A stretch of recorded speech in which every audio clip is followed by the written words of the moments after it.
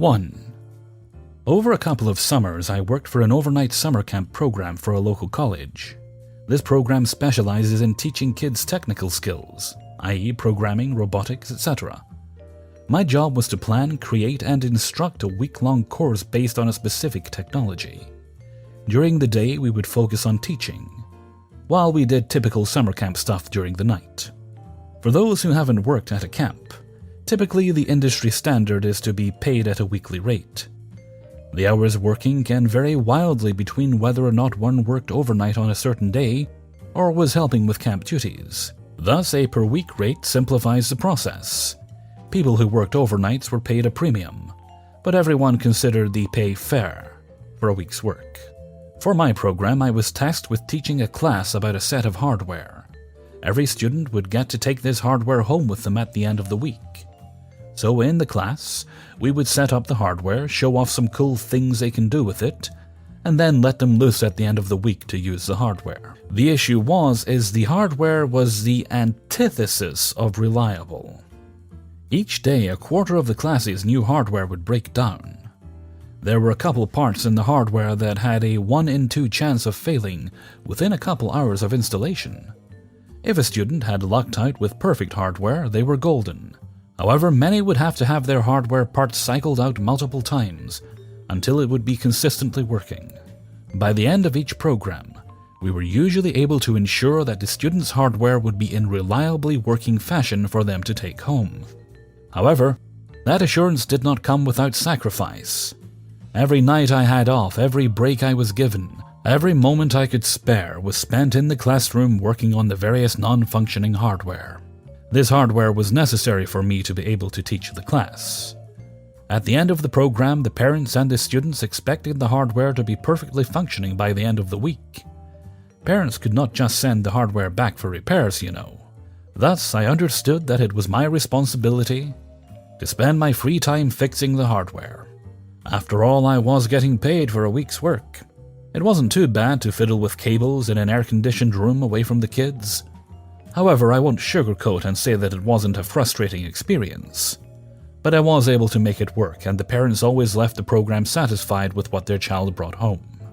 In addition, I was not the only one doing things for the camp outside of working for the kids. There were various activities that the counselors worked on and helped out with that would make camp more exciting and fun. This involved preparing pranks, skits, activities, or even just briefly joining an on-duty night counselor's activity to lighten the load. Even if you were not on duty during the night, you were usually doing something for the camp. This involvement helped create a fun and engaging camp experience for both campers and counselors. These summers were some of the most enjoyable and rewarding experiences I have ever had. However, going into what would become my final season, some major changes were made. The administration announced that for the next season, we would be getting paid on an hourly rate. This move immediately came off as weird to most of us. I mean, weekly rates have always been the industry standard at every camp job I worked before. There was a rumor that one of the new guys quit last year, complained that he was getting ripped off for how many hours they worked, but no one could prove if the rumor was true. Quick aside, weekly rates when divided by hours worked can look like a ripoff. But this is no industry secret. You're getting paid to hang out with kids. Most of the time it's pretty laid back. Regardless, one's weekly take is still higher than what one would make at a 40-hour minimum wage job. Either way, our director, who reports to the administration, but is typically on our side, and handles the in-the-moment personnel and client issues, assured us by showing that the hourly rate is higher than what the weekly rate was, considering our hours. I like money, so I was excited to finally get a pay rise going into the new season. First day of the season was pretty typical on how first days go.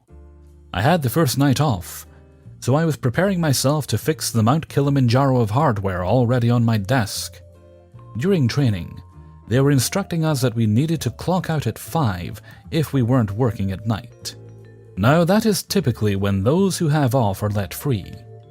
However, since everyone usually did something for the camp during their nights off, we figured that we were supposed to just punch out whenever we were done with our tasks. No one actually thought that they expected us to stop working at 5. Well, 5:12 comes, and I am still just cleaning up my room from the day, when, for some reason, an admin walks in. Admin: "What are you doing?" Me: "Oh, just cleaning up." Then I got to... Admin: "Did you clock out?" Me: "Well, no, I still..." Admin: "You must clock out at 5.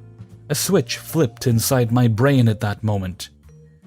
You see, I was no longer being paid for a week's work. I was getting paid for how many hours I worked, and the administration would not allow me to go over their allotted hours. My mentality changed immediately. So I responded, me: "Okay, sounds good." I leave the room as is and lock the door.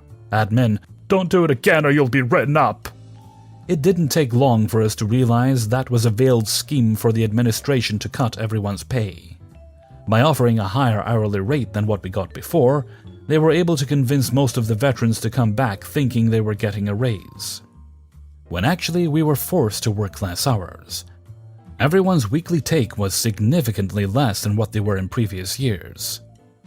In addition, since it was a flat hourly rate, overnight counselors made twice as much as those who did not, even though the overnight gig requires significantly less focus, preparation, and effort compared to the day programs. Everyone was pissed.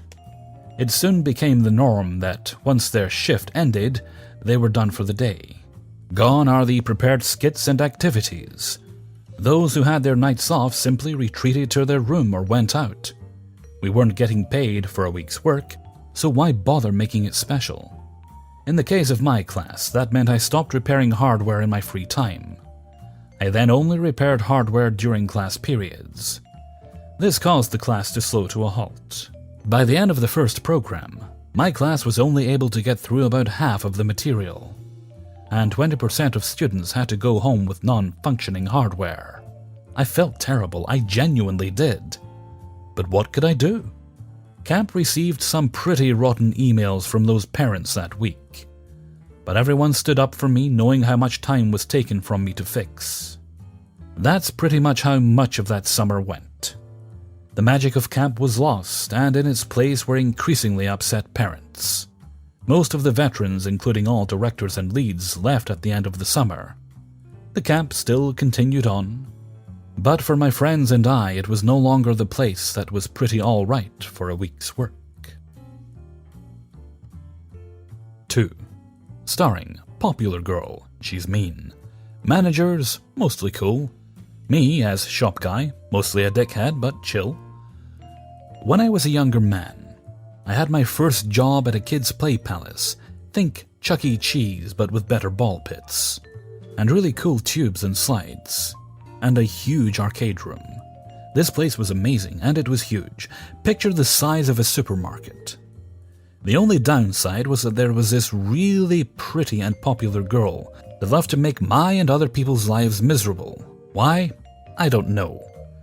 Here's my story of revenge. As a boy of 15, I was a pretty easygoing kid, and the managers liked me.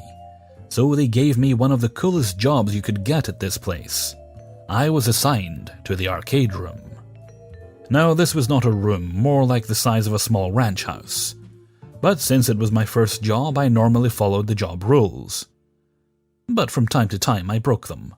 All a fellow employee had to do was ask, which brings us to why I sought revenge on the aforementioned girl to begin with. In the game room, we had prizes and candy, all sorts of cool stuff. We also had these claw machines that were filled with really primo candy and snacks. Now, I was always entrusted with the keys to this machine, mainly because I did a good job and kept it stocked. But as I said before, when a fellow ball pit soldier in arms asked me to grab them a sweet treat, I always obliged. I was and still am friendly like that.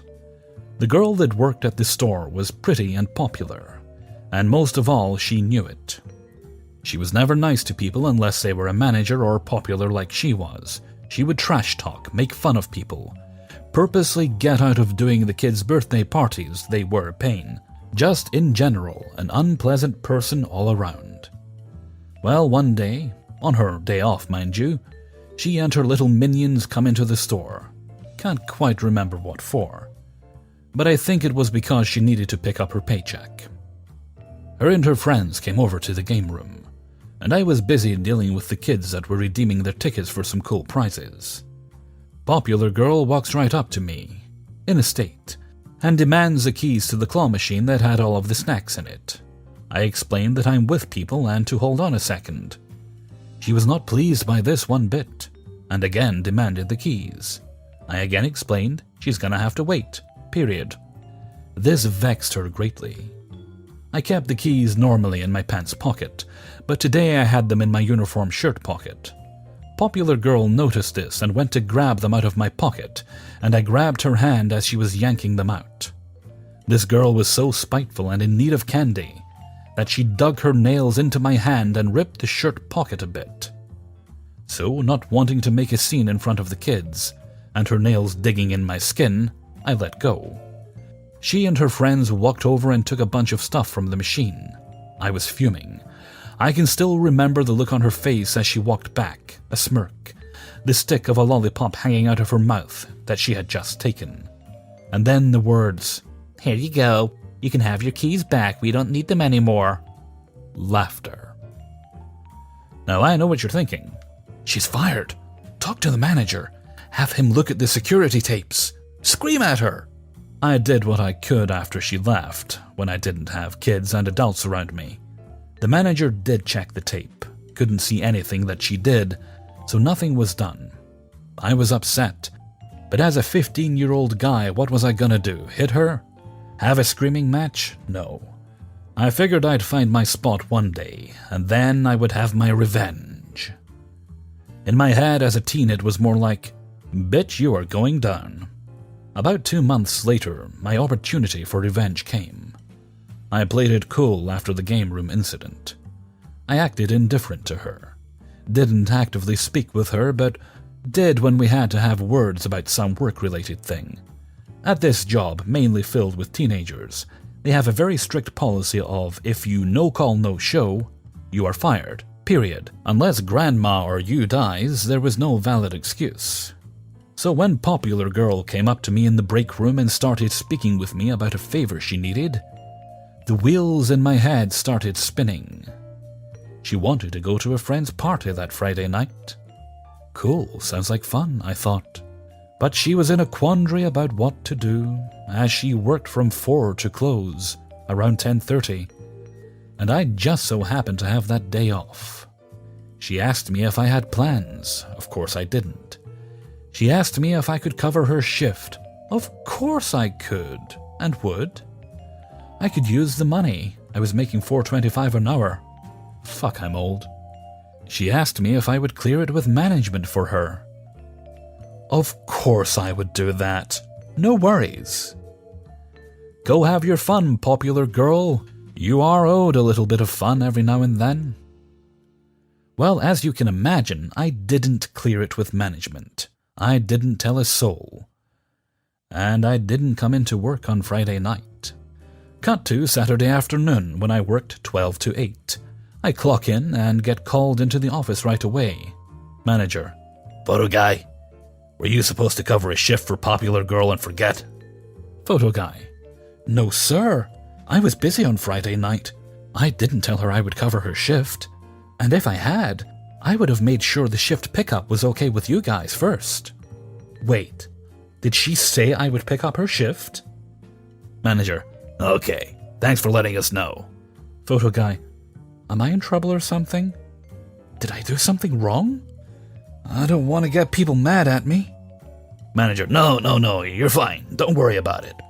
Needless to say, there were no witnesses to her asking or even speaking with me. No texts or emails. Because again, I'm old, and we didn't have that back then. So they didn't have any proof other than her word versus my word. And why would I lie? She was fired that same day. I saw her leaving with some red eyes and sad goodbyes from her popular friends. Next time, if you want some candy or a tasty snack or a lollipop to suck on, just ask. And if I'm busy, just wait. I got you fired, Popular Girl. So, suck on that instead. 3. Was working for a financial firm. 1,800 employees with a sales force of 200. I was one of the salesmen. We had our annual meeting in April. It was a great affair. Most of the employees attended, and the CEO gave a big speech about how the previous year was the best in the company's history. Blah blah blah. The next month, May, we each submitted memos basically justifying what we qualified for, or should qualify for, bonuses at the end of June. I wrote mine out and explained the sales growth in my territory over the previous 12 months, and what percentage my sales were out of last year's total sales. Coming off the company's best year ever, it should have been a slam dunk, right? All of us were excited about how much we'd have coming in June. June rolls around and my bonus is 0. 0. But it's not just me, it's all over the sales floor. Less than 20% of the sales force got bonuses. And holy shit, everyone was pissed. All the supervisors were dealing with angry subordinates. The sales manager was too, and even the VP and director and above him. Everyone was furious and insubordinate. Angry, accusatory emails were flying, and the company was facing mutiny. It got worse when it came out that the supervisors were offered bonuses that they could determine for themselves. Most of them took them, but a couple, knowing their subordinates wouldn't be getting anything, refused. My supervisor took his.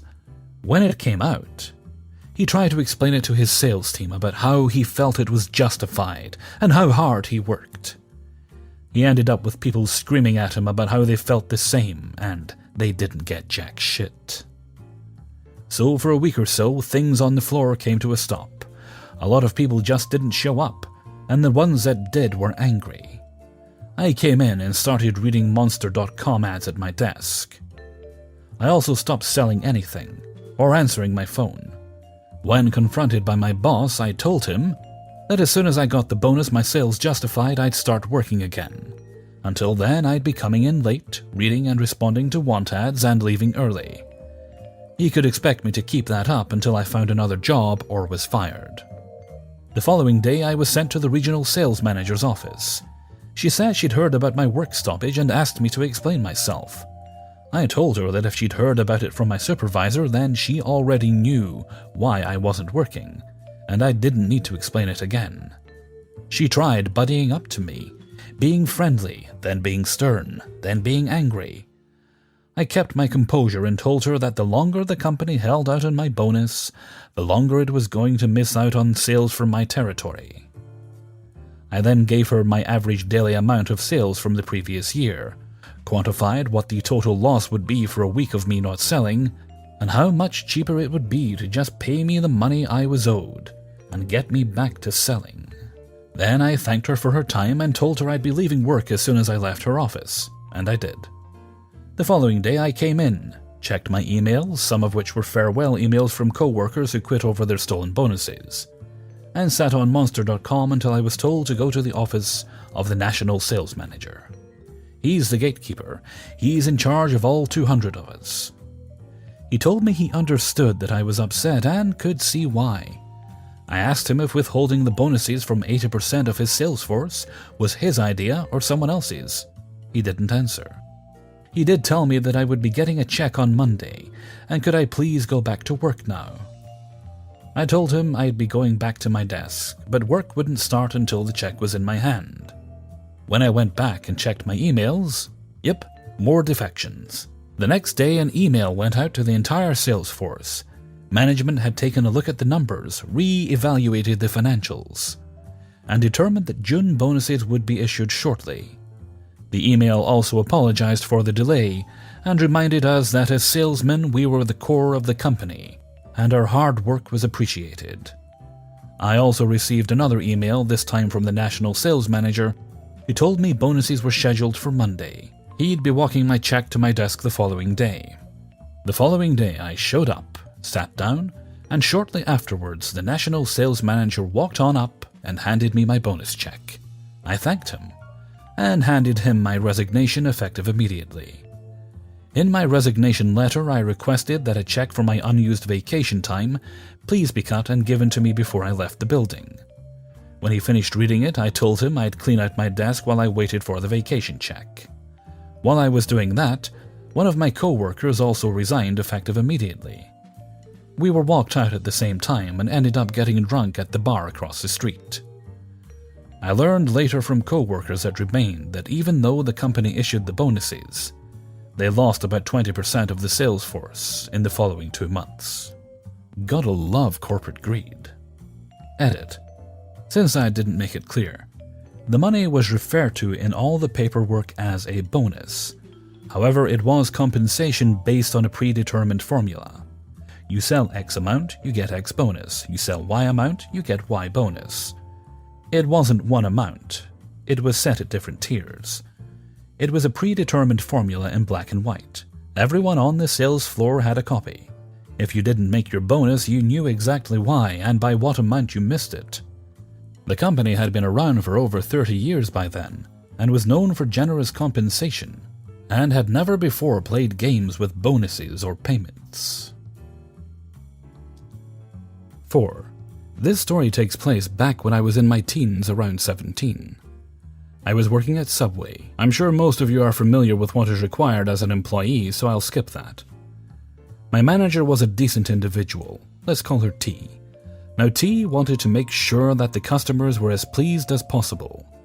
You achieve this by being as polite and smile as much as possible, based on T's perspective. The mentality that the customer is always right. In some ways, this was good. In other ways, this was bad. This story revolves around it being bad. We have a policy that cops get an at-cost discount for the food they order at Subway. You are talking about $1.50 for a foot-long sub. I don't know what it would cost now, but 15 years ago it was cheap. With this in mind, we get the same group of cops who come in every day, same time, 4 p.m. It's about 3:50 p.m. Enter John. John was real drunk. I mean barely walk kinda drunk. OP. Hello, sir. Welcome to Subway. What can I get for you? John. Get me what? OP. We have many things available if you... John. Don't interrupt me, boy. I was talking. You think kids are the reason America's going to hell? Now, I have been warned by T that I will be punished or even fired if I don't give the absolute best customer service no matter what. OP. Of course, sir. I just can't help it. I'm the devil's weapon. I gesture my hand in a good old boy or good job. John. Good. You see that, boy? Learn some respect. Give me a sandwich. OP. Of course, sir. What kind? John. You're retarded? There is only one kind. It's called the Subway sandwich. I look at the clock. It's 3:55. This guy is driving me insane. I know if the cops come in, they will deal with him. I just need to waste his time. OP. Of course, sir. I forget that I am causing America to go to hell. I can't help but just be trouble. John laughs out loud. You kids are so stupid you can't even deny it.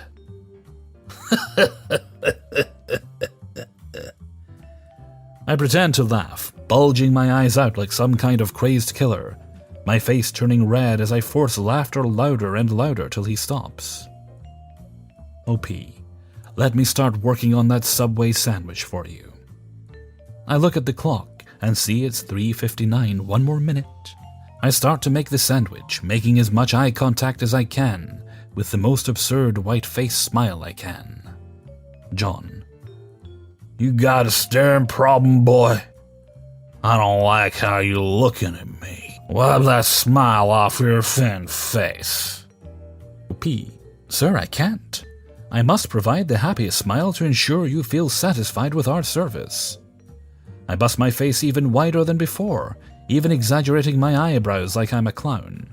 All the while I'm making a club sandwich, double meat chicken breast, put shredded cheese on it, then placing it in the toaster, never removing eye contact. The toaster beeps. I pull down slide the tray in and place it on the counter, all in one smooth motion. John. I said to stop effing looking at me.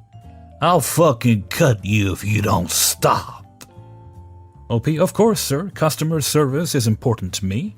I don't want you to think I would do anything to hinder your ability to enjoy your time here. I put on lettuce, tomatoes, salt, pepper, oregano, single line of mayo, single line of ranch. Fold it up, cut it in half, then wrap it. The door opens, bell rings, and in comes the cops. John doesn't even notice them come in. It's about effing time you finish giving me my damn sandwich, you white trash piece of shit. OP. Oh, I'm sorry, sir. This isn't your sandwich. This is mine. Oh my god. In fact, it's my favorite Subway sandwich. I unwrap it in front of him and take a huge bite. He grabs me by the arm and tries to pull me over the counter. John. I'm gonna cut you, boy. The cops jump right in and pin him down. Police. OP, what's going on here? I explain what has transpired. They decided to charge him with public intoxication. He's arrested and put into the car. The officers return. I make them their sandwich. They sit and eat there for 45 minutes before they take him to the station. 5. A little bit of background first. My 8th grade year of middle school, we had one of our teachers leave at the very beginning of the year to go teach at another district. So the school's administration had to find a replacement in very little time. And about 2 weeks into the school year, they hired a teacher I'll call Ms. E. Immediately, she gave off a vibe that screamed, "I'm only nice when my boss is in the room." The next few months went by, and the majority of the students who had her as a teacher all agreed that she had no idea how to teach. Nor did she make any effort to show the students some respect. I'm talking daily incidents of her picking on the class, complaining about not getting work done, and then wasting 20 minutes of class time while complaining. Ms. E was also the type of teacher to pick favorites and pick on kids she didn't like as much. She absolutely hated me, as I often made it a point to start messing with her during class after realizing what kind of person she really was. Stuff like getting a whole group of people to move their desk an inch forward every few seconds. We also got access to her in-class phone number, which we spent a lot of time calling her on, just to see her reaction. A whole lot of other incidents occurred in that class, which would tell some great stories, but I'll keep this short since it's already pretty lengthy. In May of that year, we were finishing a unit on a book and took a test on it. The test was created by Ms. E and had a lot of errors in it. Some of the test questions referred to very small details of the book, or contradictory story pieces that made no sense. We got the test back about a week later, with the highest grade in the class being a 70%. This clearly isn't right, so a few of us went to talk to her about it, even showing evidence from the book that some of the questions that were wrong happened to be right, or there were two answers, etc. Ms. E refused to listen to any of us, and told all of us to sit down. A group of about 5 people, including me. She got up and went on about how she felt, word for word, personally attacked and undermined, and had something made up about how the 2 points don't matter when our concern was focused on the whole test. Remember how she referenced being personally attacked? The next thing she starts talking about is my personal grade on it, and how I went to her and attacked her about my grade. This went on for a while, mainly back and forth between me and her for about 2 days. At times, people would speak up and agree or add to something I would say, but in the end it turned out to be a debate between Ms. E and I. So what did we do? After the first day, as soon as I got home, I turned on my computer, opened Gmail, and wrote about 4 pages worth of description and complaints to our principal and vice principal. I was brought down to the office the next day, where I was given a detention written by Ms. E, given for insubordination, intrusive undermining, and disrupting instruction. Total bullshit. So I told him I wasn't going. He asked me to verify most of the information, and elaborate on some of the incidents I described.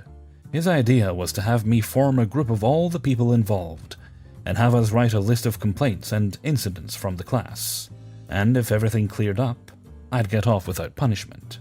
As a group of about 10 students, we wrote 17 pages of grievances and evidence that Ms. E was clearly not fit for teaching middle school students. The principals read all of it at once, and for the next week, instead of class time, we worked on other classes while the principals interviewed everyone in the class, including Ms. E. After it was all over, Ms. E was required to give a formal apology, where she spouted out some fake tears and a bullshit written-up apology that ignored the majority of the problems we were actually referring to. My detention was waived, and next year she was no longer teaching in our school district. 6. About 4 or 5 years ago, I started working at a local convenience store with a kitchen and a drive-thru. This meant that we had a cashier inside, people working in the kitchen frying chicken and making other foods, and also 1 or 2 people working in the drive-thru, running around grabbing heaps of whatever the customer was too lazy to walk inside for. One fine evening, I had been tasked to work in the drive-thru while someone I knew from high school had been positioned to restock the beer and pop coolers. It was pretty awesome because at around 10:30, the frequency of customers dropped dramatically, which made my night quite some bit less stressful along with the guy working in the coolers, who we'll call CG for Cooler Guy.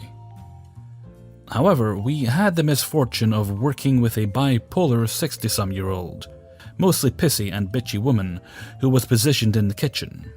Now, when working in the kitchen during the night shift, your job is simple. Clean and make sandwiches that customers order. We'll call her Raging Bitch. Toward 10 p.m. it got a smidge slower for me and CG, so every now and then he'd walk through to the drive-thru to grab more beer to stock. The back stock beer cooler is behind the drive-thru, and would just make casual conversation while walking to get what he needed without stopping. No problem, right? Hard no. Raging Bitch asked him to do 3 or 4 things, about half of her responsibilities for the evening, which were the more time and effort-consuming ones, because she wasn't feeling too well. Might I add that she pulled this stunt nearly every shift she worked, to go home early and get stoned. So CG politely and kindly says something like, "Sorry, Raging Bitch, but I'm still trying to catch up on the coolers. OP had a non-stop rush out there with cars out to the road and is finally slowing down a little bit out there." By the way, if more than 3 cars are in line, the positioned kitchen worker is to help the drive-thru worker until it's either empty or there are no more than 2 cars in line. She ignored the motion sensor bell that went off every time a car came in, or sat in front of it waiting, and ignored the constant line of cars out to the road. You might be thinking, OP, chill out. How the hell is she supposed to know how many cars are in line? Well, the store is notorious for having a plethora of security cameras covering everything, except the inside of the bathroom, which means that there were plenty of cameras pointed at the entrance with numerous televisions displaying that live feed right above the kitchen area where Raging Bitch was working. At that point, I guess Raging Bitch contacted our boss, who was also the owner, and told him how OP and CG weren't doing anything but standing in the drive-thru talking while ignoring customers, and cussing a line which in turn forced her to help and put her behind schedule.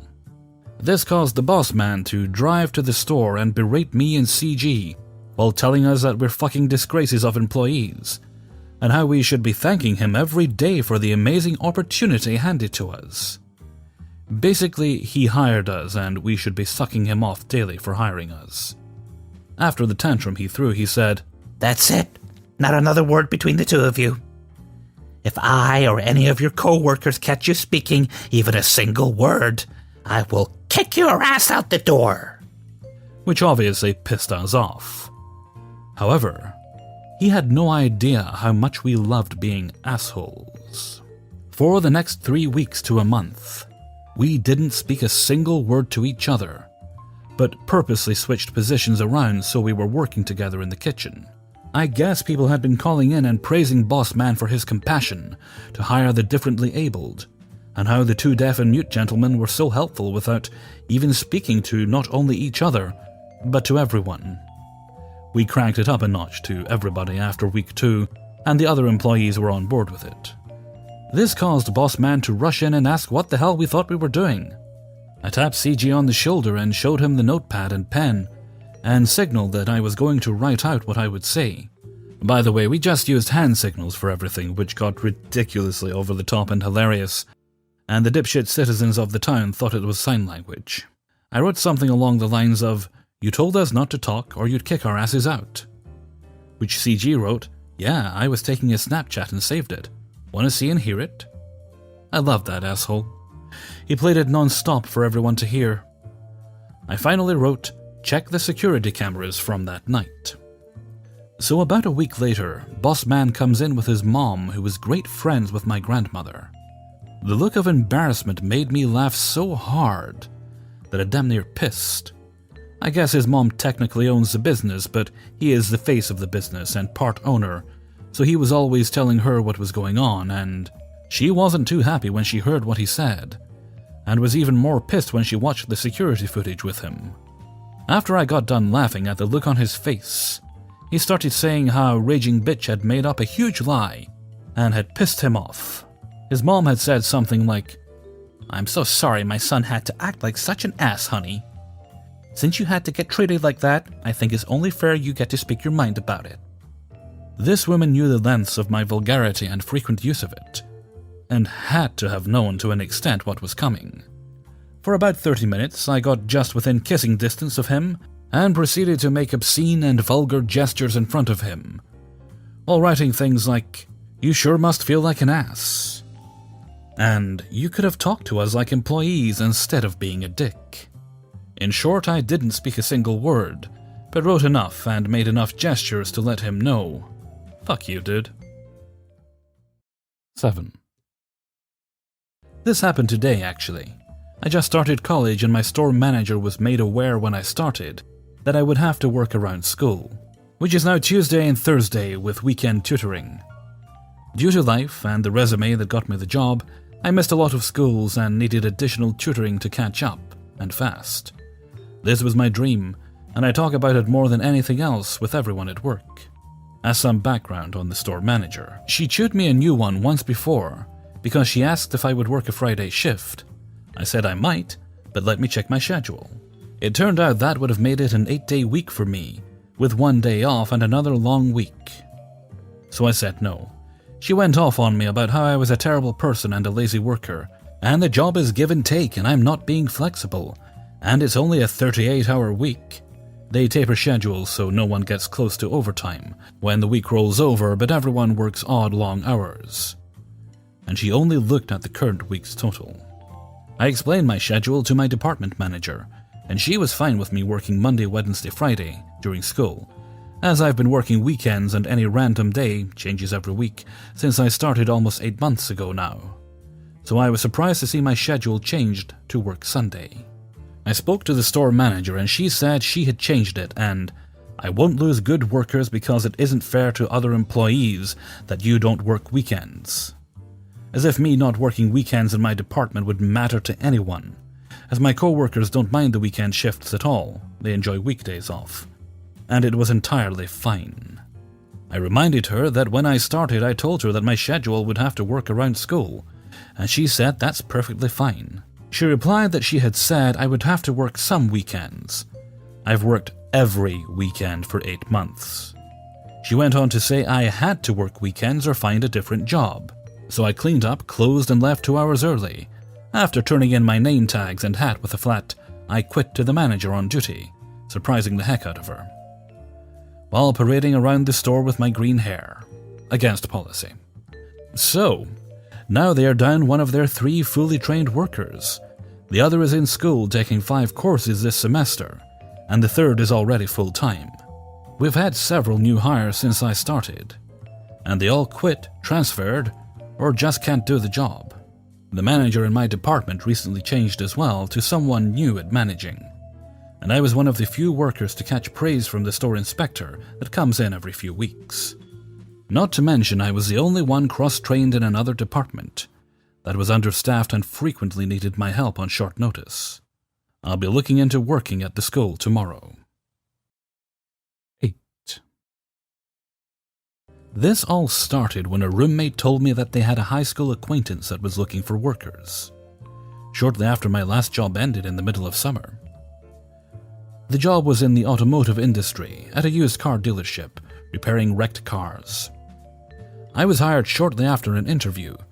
I was then given a 1099, legally very different from a W-4. It means that I was titled as a contractor, not an employee. Seemed like honest work, and I was glad to do it. Upon being hired, I was told as much work as I could handle, and that I could make between $800 and $1,200 a week. It was a piecework job at $400 a car. That's pretty good for a young guy, especially when trying to get a mechanical engineering degree.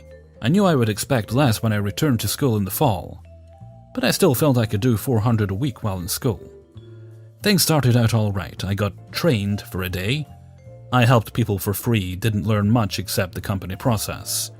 I was getting a few lightly wrecked cars to work on. The company was just switching to this business model, so things were a bit choppy, but I figured it'd all get straightened out. Things seemed a bit off here and there, but nothing alarming. At least not for a while. There were small things, the lack of a focus on quality, cheap and thin paint, that sort of thing. I was given a couple of my own cars and then an unfinished project of a former employee. I tore apart cars, and parts were ordered for me, as was the plan at the time. Then waited on parts then came, and I replaced them with the tools available to me. This process continued for a while. It was lumpy and surely flawed, but not broken. After a short time of that process, they got a vehicle from auction that would normally be considered totaled. Self-insured companies can do this without affecting the title status. Repaired it, and then sold it. This put the figurative scent of blood in the water. The profit was so good that they changed their whole business model to suit. This, of course, was worse on my peers and I. Instead of smaller things like bumpers and fenders, we had much more work to do. They had to bring in frame specialists and heavy equipment for the heavily damaged vehicles. Now the process included gaining a parts list without access to actual list of available parts, and often were not fulfilled properly. Then waiting for the specialist to straighten out the frame as well as possible, then do our work. Somewhere along here, cars stopped becoming available to work on. For a time, out of the 45 plus hours I was there, I spent 70% of my time waiting for others. Then things started getting even worse. I was expected to drive unsafe, damaged vehicles from the auction to the shop. I heard about an SUV that literally had 40% of the body steel and a whole corner of suspension replaced. That was sold. The customers were told that it was being painted because the previous owners backed into a mailbox. It was there being repaired since before I had started, more than a month earlier. On a Friday, I was shortly let go. The reason given was my upcoming school schedule. I was gone twice a week, Tuesday and Thursday. I had 2 cars that I had prepared a week previous and was waiting on others so that I could finish. I asked what I would be paid for them, and was told I'd get paid half for each car.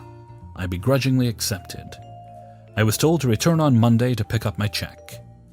I attempted to do so, but my manager was not there. I talked to the receptionist and PR lady, who directed me to the GM of the store. The GM then basically told me to go F myself, because I was contracted per car and had not finished those cars. Obviously, at this point, I was becoming more than irritated.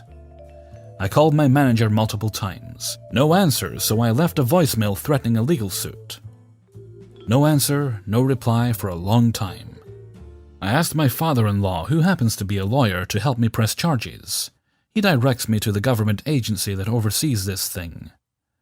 I then do all my legal research, find out that I am right, and I was employed in an illegal manner, which my job description almost exactly mirrored the textbook example of an employee, not to be contracted.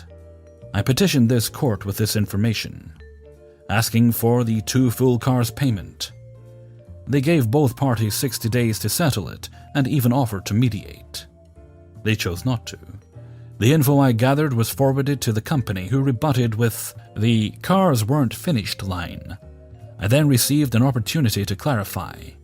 I added information as needed, being more focused on my situation and less on general law. Then I waited and waited and waited and waited some more. Finally, I received a letter informing me that I had won the full $800, and they had 24 hours to send the check, or face a $100 a day fine on top, paid to me. When the check showed up, I cashed it immediately. After I had the cash in hand, I left a review not too different from this post for their business. Late that night, I get a call from an unknown number. I had been applying to internships, so I answered it. It was HR lady. She asked if I had time to talk, and I replied that I did not. She continued to talk anyway. She tried being nice and asking if I would take the review down. It was pretty scathing, and I'm a trusted reviewer. I said that I would not because I felt it was right. Then she tried to butter me up, saying that I had received my check in a timely manner, and how that was so nice of her. I would have preferred to have it later and with more money, but it was still civilish at this point, so I didn't want to take it that far. I remained adamant. She then started to get mad at me, as if that would do anything. Finally, in desperation, she asked me again, saying how her job could be on the line. I told her no, and that I didn't care about that after the way I was treated. Beep, call over. The next day I got repeated calls from my old manager. No voicemail or texts, so I didn't care. One night my wife was talking about something that reminded me of it, and I decided to check the review to see if anybody replied. Nobody replied, but it did say permanently closed. I was so happy, and my wife was very happy for me as well. We had suffered significantly financially, had to move, and emotionally because of them. It was good to see some justice. Later, when I drove by on my way to do something, I got the satisfaction and closure of seeing the empty building with no name on it. Finally, relief and joy. 9. I work in food service, catering to a large cafeteria. One of my responsibilities is to replace the giant boxes of soda concentrate, which are hooked up to the dispensers in another room. Whenever the Boca-Bola or Mesa Moisture runs low, I have to hook up a new box of the stuff so that the customers can have their delicious empty calories. I've done this for long enough to know exactly which concentrates run out the fastest. Our chief offender is Made-Aid Lemonade, one of the very few non-carbonated beverages that gets mixed with water at a much higher concentration than other drinks, resulting in this sugary mess that could give hummingbirds diabetes. It's noteworthy that we actually have two kinds of drink dispensers. One kept in a large inline row that you would probably see in every fast food place ever, and several standalone dispensers for our more specialty drinks. About a year back, manager decided to swap out one of our drink mixes that was going out of stock, Whipped Spleen Tea, for a new product, which meant that we had to take down and rebrand one of our standalone dispensers for this new zero-calorie health drink, Yobei Tasty Berry Health Water. That was fine and all, but trouble was on the horizon. See, the drink was a hit, as it was almost unique among all the available drinks in that it didn't contain 700 calories in a glass. And thus there was a significant fraction of our customers who enjoyed taking shots of the nearly flavorless health water, which got the attention of corporate. See, corporate was always looking for ways to cut costs. It's what corporate does. So they decided, in their infinite wisdom, to swap out one of our heavy-duty inline dispenser slots for this new Craze Tasty Berry Health Water. This despite the fact that we already had a perfectly functional standalone dispenser, and that we would need to swap out one of our high-volume products for this health water crap. But the problems didn't end there. We had very few inline dispensers that would mix their concentrate with water, as opposed to carbonated soda. And carbonated soda is bitter. So, if you replaced one of the soda boxes with health water concentrate, what you'd get is a bubbly cup of ass-tasting disappointment, with a faint hint of whatever the hell Tasty Berry is supposed to be. So manager thought about it long and hard, and decided that the only thing to do was to swap out our Made-Aid Lemonade with Yobei Tasty Berry Health Water. I believe this to be monumentally retarded. I repeatedly told my manager this, but he wouldn't have it. It was a command from corporate, and corporate knows what customers like. Corporate must be obeyed. So swap the damn lemonade out for the tasty berry health water, and damn my objections. So I did, and I watched the chaos unfold. The first step, of course, was flushing the line of lemonade to make room for the health water. This involved hours of me being paid to make circuits between the dining hall and the concentrate storage room, slowly siphoning out every bit of the lemonade. And those lines were not designed to change on a dime. The only reason they stop dispensing product when the bags run out is because the suction can't pull the product out of the rigid tubes we use to transport the product from the concentrate room to the dispenser. There are gallons of that crap hiding in the tubing. It takes a lot of time to flush it all out.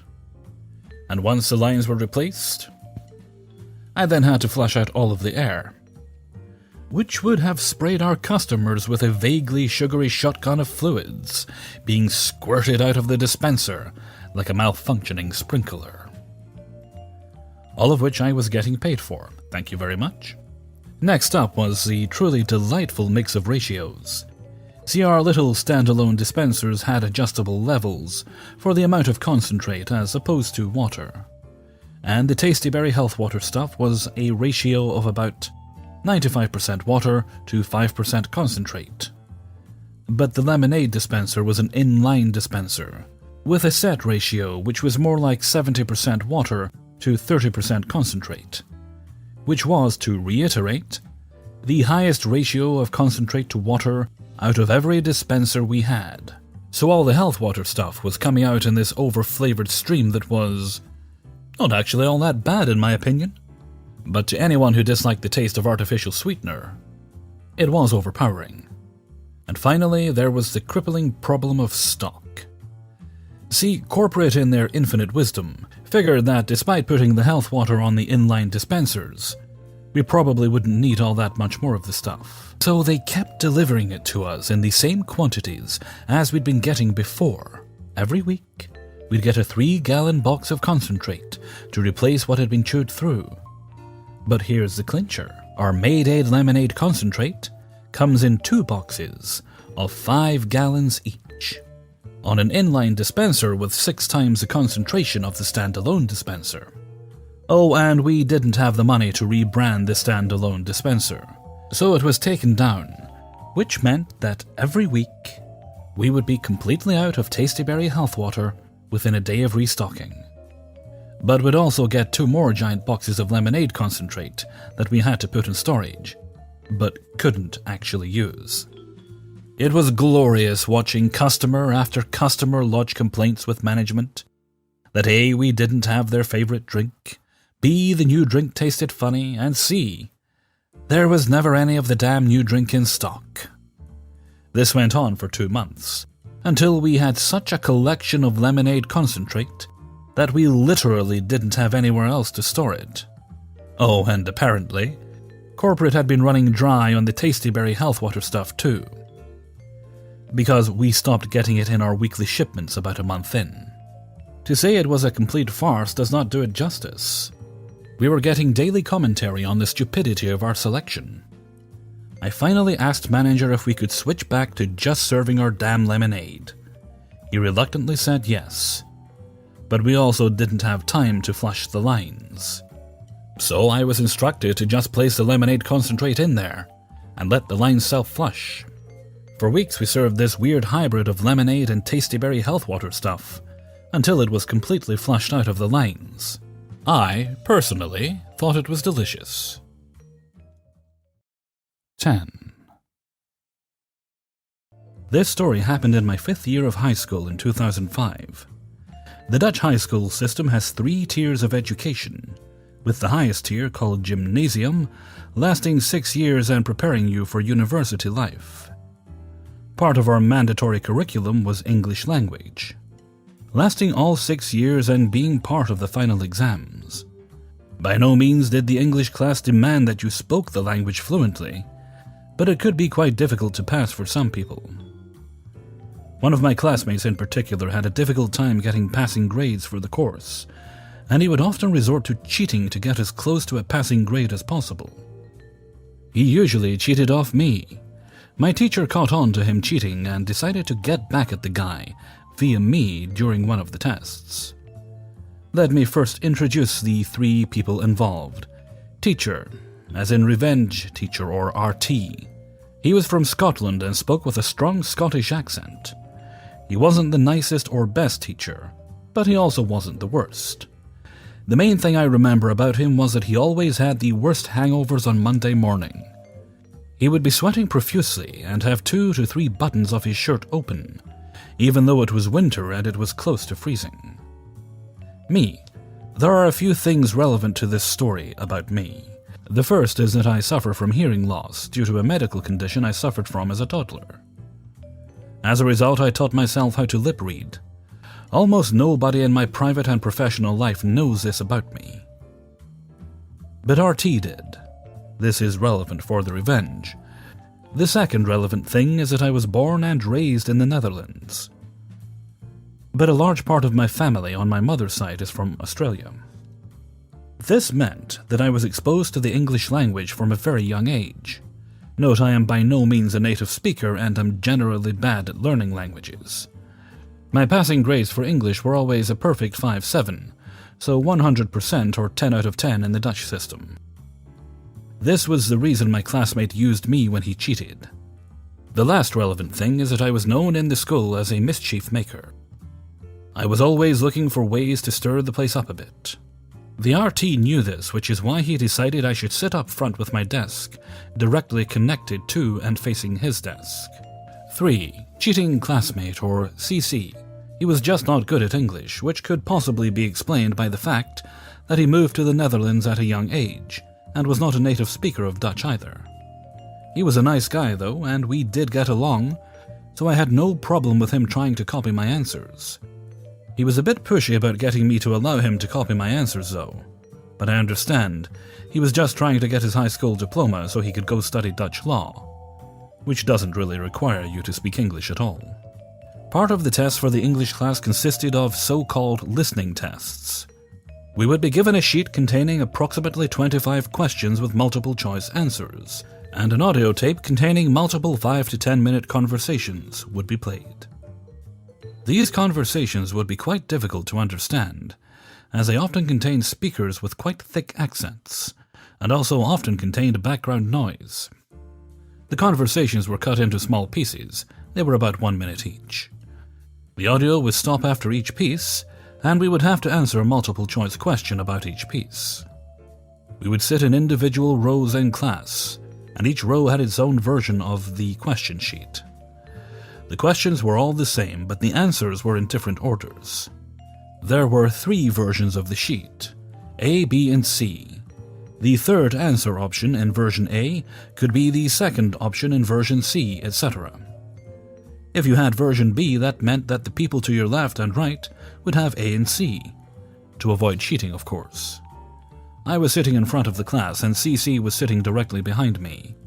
This meant that he would always have the same version of the question sheet. CC would sit in such a way that he could see which answers I gave, and would copy them 1 to 1. CC would get a couple of perfect scores for the listening test, but he would struggle with all other parts of the class. Naturally, this made RT suspicious, and he would quickly find out that CC was copying my answers. Note, we had the listening test quite often on Monday morning, so RT could chill for a bit and get over his weekend hangover. On to the revenge bit. On Monday morning we came to class and we had another listening test. This time RT wasn't his usual hungover and slow self, but he was quite cheerful and ready to go. For me, this made it suspicious that we were having another listening test. I would soon find out why. Everything started like normal and RT started handing out the different versions of the question sheet. I had version B and CC had version B as well. The first few questions played out, and we would answer the first 10 or so questions, with CC copying all my answers. Remember that my desk was connected to RT's desk, and remember that RT knew about my lip-reading skills. RT used this to apply some perfect petty revenge on CC. After question 10, RT would very quietly replace my version of B test with version C. At this point I knew he was up to something. I looked at him and he inaudibly whispered, Play along. You have version C now. I'll write it on your answer sheet afterwards. As CC was too busy trying not to get caught, he didn't see that the teacher swapped my version of the question sheet. He also, of course, didn't hear my teacher speak. Being the little devil I am, I happily played along and let CC continue to copy my answers. I even intentionally sat sideways so it was easier for CC to copy my answers. This whole remainder of the test, RT had the biggest shit-eating grin on his face, while CC was copying the answers from version C for his version B test. Once the test was done, RT asked CC how he thinks he did. CC said he was quite confident he would get a high grade. RT smiled and looked at me. I smiled back. A week later, we got our test results back.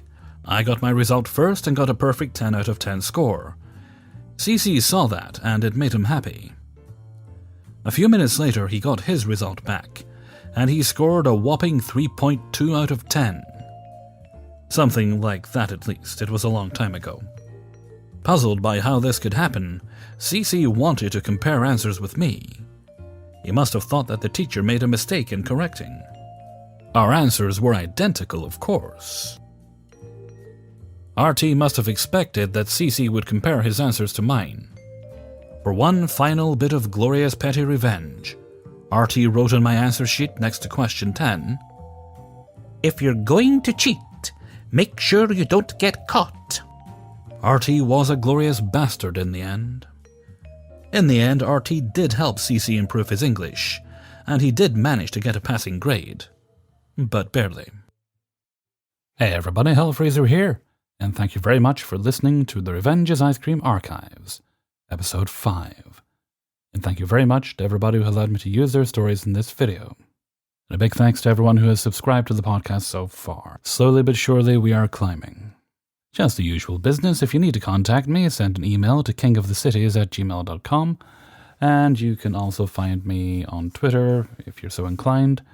And there is a YouTube channel. If you didn't come here from the YouTube channel, there is a Hellfreezer YouTube channel. Just search Hellfreezer and you will find it. Okay, and with that, I'm going to head off for now. So until next time, thank you very much for listening, and take very good care of yourselves.